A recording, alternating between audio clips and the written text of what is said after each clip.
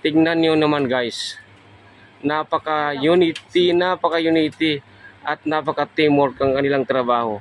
Ang isa ay nasa itaas, yung isang kasamahan niya na inaayos ang AC, nililinis dahil hindi daw malamig.